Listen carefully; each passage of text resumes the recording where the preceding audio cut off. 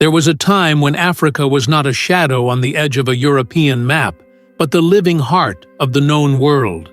Before the empires of ink and conquest redrew its borders, travelers and scholars saw this vast continent not as a mystery, but as a mirror of human brilliance. Its deserts whispered with the footsteps of merchants, its coasts gleamed with gold and salt, and its libraries guarded secrets that could rewrite the story of civilization itself. Yet, somewhere between the lines of history, that story was buried. What if the Africa we were taught to see was never the one that truly existed? What if the real map of the continent, older, deeper, and infinitely more connected, was hidden in plain sight? The oldest surviving images of Africa are not European at all. Long before the great voyages of the 15th century, Arab cartographers, Chinese traders, and scholars from Mali and Egypt drew maps of their own world. They traced the bend of the Niger River, the shape of the Gold Coast, and the long, curving spine of the eastern shore. On their parchment, Africa was not a blank space, but a land filled with kingdoms, with names written in flowing calligraphy: Gao, Benin, Mombasa, Kilwa. When Fra Mauro, the Venetian monk and mapmaker, finished his world map in 1459, he did not invent Africa's shape. He copied what travelers from across the Sahara and the Indian Ocean had already described. In the soft light of his workshop, Fra Mauro leaned over the vast circle of parchment that covered his table.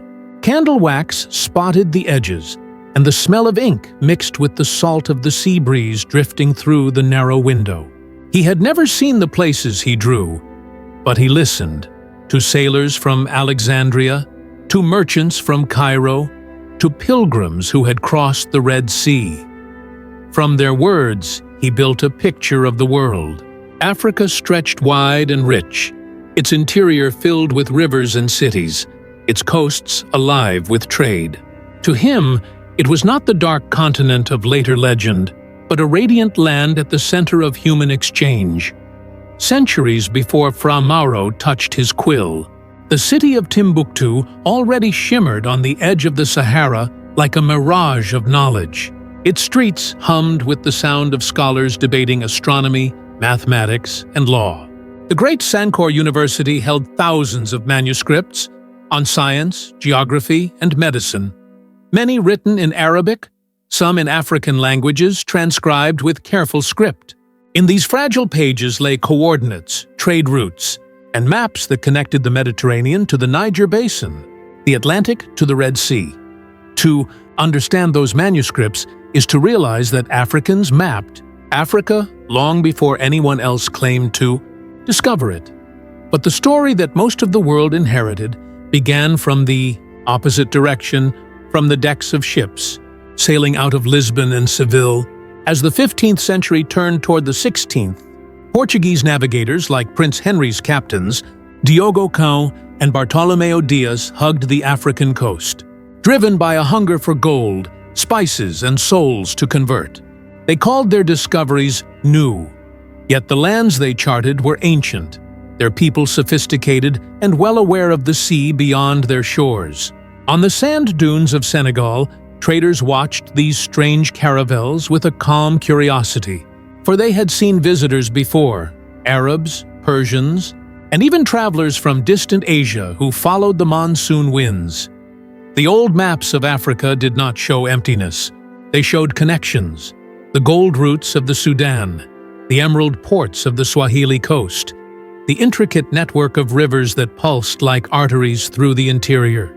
When the European explorers arrived, they copied what they saw onto their own charts, but often erased the names. Gao became a blank. Meroa disappeared under the curve of a compass. The more they mapped, the more Africa seemed to vanish beneath their ink. In the libraries of Lisbon, cartographers struggled to reconcile what they heard from sailors with what the old maps told them. Some maps still placed rivers that no Portuguese had seen. Others showed mountain ranges shaped like the words of an ancient poem. But one map, a parchment browned by time, held an outline of Africa almost identical to the one we know today, and it was drawn decades before the Cape of Good Hope had even been rounded. That map, copied and recopied in secret, would later be known as part of the Fra Mauro tradition. It proved that Africa's real shape was known through conversation and exchange, not conquest. When the age of discovery exploded across the oceans, these earlier sources were quietly folded into new atlases. The Piri Reis map of 1513, drawn by an Ottoman admiral, showed the west coast of Africa in striking accuracy, labeled with Arabic and Turkish notes that spoke of African pilots and Muslim navigators guiding the voyages. The boundaries between cultures blurred on parchment long before they blurred in politics. Yet, over the centuries, as colonial powers rose, these mixed origins were forgotten. The world map became a European mirror, and Africa's own reflection faded from view. Imagine standing in an old archive, the air thick with dust and history. You unroll a scroll and see Africa not as a single mass, but as a mosaic of empires and ideas. The Mali Empire stretches across the savannah. The Kingdom of Congo gleams on the western coast. The highlands of Ethiopia guard secrets older than Rome. Rivers snake toward the sea like silver veins, each carrying a story of trade, of migration, of shared knowledge. This was the real map, the one that breathed, the one drawn not by conquerors, but by those who lived within it. For centuries, European powers pretended that such knowledge had never existed. They taught generations that Africa began when they arrived, that its borders were born from exploration rather than carved from exploitation. But beneath that narrative, the old maps whispered another truth. The manuscripts of Timbuktu, the Arab charts preserved in Fez and Cairo, and the Ethiopian Chronicles all testified that the continent had mapped itself long before any foreign flag touched its soil. By the late 16th century, even some European scholars began to suspect that their own history was incomplete.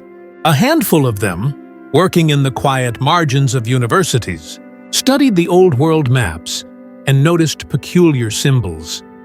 Ancient routes crossing the Sahara, drawings of rivers that matched local African traditions, inscriptions in languages they could barely decipher. They began to understand that what they called discovery was really transmission, the passing of knowledge from African scholars to Mediterranean monks, from Arabic cartographers to European mapmakers. The more they studied, the more they saw that Africa had always been central to the story of the world. It was not a silent continent waiting to be named, but the axis around which so many routes turned. From the Red Sea to the Atlantic, from the Indian Ocean to the Mediterranean, merchants and sailors passed information like a living chain of memory. The winds that carried their ships also carried their ideas, so that a line drawn on a map in Venice or Istanbul might have begun as a direction whispered in Arabic at a desert well, or traced in charcoal on the deck of a dhow. Knowledge itself was a traveler, and Africa was one of its earliest crossroads. Over time, however, the colonial narrative hardened. By the 17th century, the old African maps had been pushed into the shadows of libraries, their parchment curling under the weight of neglect. Missionaries and administrators began to redraw Africa according to the logic of trade and empire, replacing indigenous names with European ones, aligning rivers and coasts to suit political convenience rather than reality. The elegant inscriptions of earlier scholars, written in Arabic, Ge'ez, or local tongues, were replaced by Latin letters and coats of arms. Yet even in this age of erasure, fragments of the older vision survived. On a mislabeled chart, in the memory of a sailor, in a manuscript hidden beneath a mosque's foundation, among those who sensed the loss was a small circle of North African scholars who refused to let their geography vanish. In Fez, Cairo, and Timbuktu, they copied the old manuscripts by hand, preserving maps of caravan routes and star charts used for navigation across the desert. Some of these scrolls traveled south again, into the hands of griots and teachers who used them not as tools of conquest, but as instruments of identity. To them, a map was not simply a description of land, it was a record of ancestry, of connection, of belonging. The Europeans who encountered these texts often could not read them, yet they felt their power. In Lisbon and Antwerp, rumors circulated of African charts that predated the Portuguese discoveries by decades. A few explorers even confessed to having been guided by African pilots who already knew the coasts they were supposed to reveal to Europe. But such admissions were inconvenient to the myth of discovery. It was easier to imagine the continent as an empty space awaiting revelation than to acknowledge that its people had already charted their world. Still, truth has a way of resurfacing. In the 19th century, as scholars began cataloging Arabic and African manuscripts, the lost maps of Timbuktu and Cairo started to reappear. They were fragile, ink fading, paper brittle from centuries of desert air, yet their detail astonished historians. Rivers matched modern surveys. Distances between cities were measured with mathematical precision. They told of trading centers that had thrived when Europe was still emerging from its dark ages. They recorded astronomical observations proving that African scholars had calculated latitude and seasonal change long before European navigators set sail. One map in particular, its edges burned, its ink browned, depicted the Niger River bending not east but west, looping toward the Atlantic. For centuries, European cartographers had drawn it wrong, assuming it flowed into the Nile. Only after countless expeditions and lost lives would they confirm what the old manuscripts had always known. The rediscovery of such documents was not just a triumph of scholarship. It was an unmasking of history itself, proof that knowledge can be buried but never entirely destroyed. As the 20th century dawned, a new generation of historians began to piece together the puzzle. They compared the Fra Mauro Map with the Piri Reis chart, the Arabic atlases with the European Portolan maps, and found lines of continuity that stretched across cultures and centuries. Each discovery revealed how interwoven the world truly was. The map of Africa that had once seemed a European creation now appeared as a collective achievement, shaped by sailors from Oman, mathematicians from Mali, monks from Venice, and artists from Alexandria. The borders between civilizations blurred. The story of geography became the story of humanity. In recent decades, archaeologists and digital archivists have joined that effort. Using satellites and imaging, they have traced the remnants of ancient caravan trails linking Morocco to Nigeria, Sudan to the Horn of Africa. Many correspond exactly to routes described in the manuscripts of Timbuktu and Fez. What once seemed myth has become visible again, etched across the landscape in faint scars of sand and stone. The old maps were not wrong. They were the memory of these routes made visible. To see Africa through this lens is to reverse centuries of distortion. The continent was not isolated. It was global long before globalization had a name. It sent gold, ivory, and ideas outward and received music, mathematics, and faith in return. It was a participant in the making of the world map, not a passive subject upon it. Every coastline drawn, every river traced, carries within it the echo of African hands and minds. And yet, for many, that realization arrives with unease. To admit that Africa mapped itself is to challenge the narrative of Western supremacy that underpins modern geography. It requires humility to accept that the so-called Age of Discovery was as much an age of rediscovery, an era when Europeans were catching up to knowledge that others already possessed. But humility brings clarity, and clarity brings reconciliation. By restoring Africa's place on the intellectual map of the world, we restore something within ourselves, the understanding that civilization has never belonged to one people alone. Today, in the archives of Bamako, curators carefully unfold the Timbuktu manuscripts under soft light. Each page, covered in looping script and delicate geometry, breathes with the patience of centuries. Scholars digitize them, translating the coordinates, aligning them with satellite data. Slowly, the old world emerges again, a world of trade winds and camel caravans, of astronomers watching the stars from mud-brick rooftops, of artists sketching the outlines of coasts that would one day reshape global imagination. If you listen closely, you can almost hear the sound of a quill scratching across parchment, the rustle of a map unrolled on a table in some forgotten monastery, the murmur of travelers exchanging stories by firelight.